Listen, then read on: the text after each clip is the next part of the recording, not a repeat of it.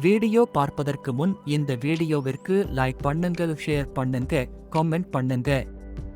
Education impression சேனலை subscribe பண்ணுங்க. புதியதாக வாக்காளராக பதிவு செய்த பின் தங்களின் பெயர் மற்றும் விவரம் தேர்தல் வாக்காளர் பட்டியலில் இடம்பெற்றிருக்கிறது என்று உறுதிப்படுத்த வேண்டும். மற்றும் நடப்பு தேர்தலில் தங்களின் பெயர் மற்றும் விவரம் தேர்தல் வாக்காளர் பட்டியலில் இடம்பெற்றிருக்கிறது என்று உறுதிப்படுத்த வேண்டும். அப்போதுதான் நமது வாக்குகளை செலுத்த முடியும். தங்களின் மின்னணு வாக்காளர் அடையாள அட்டை பதிவிறக்கம் செய்ய தேர்தல் ஆணையம் வழிவகை செய்துள்ளது.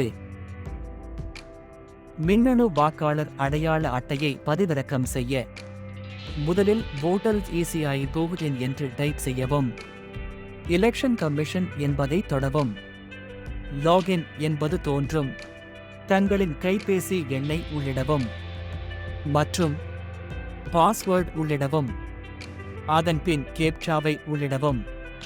தங்களின் கைபேசி எண்ணிற்கு வந்த OTPயை உள்ளிடவும்.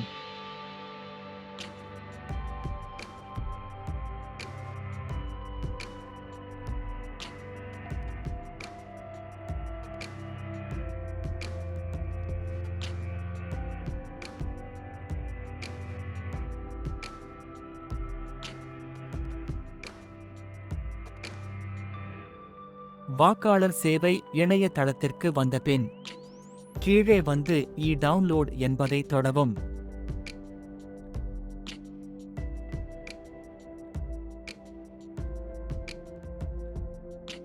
மின்னணு வாக்காளர் அடையாள அட்டையின் எண்ணை முதலில் உள்ளிடவும்.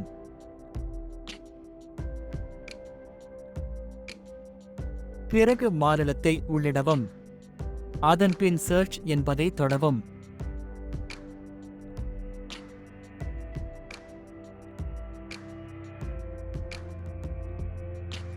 பின்னர் தங்களின் விவரங்கள் தோன்றும். சரியாக இருந்தால் OTP என்பதை தொடவும். கைபேசி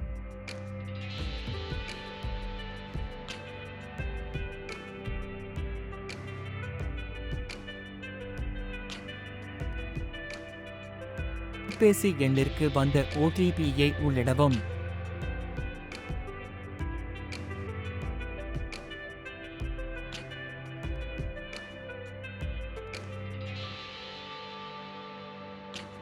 சில நேரங்களில் கைபேசி எண் அப்டேட் இல்லை என்றால் ஃபார்ம் 8 புதுப்பிக்கவும்.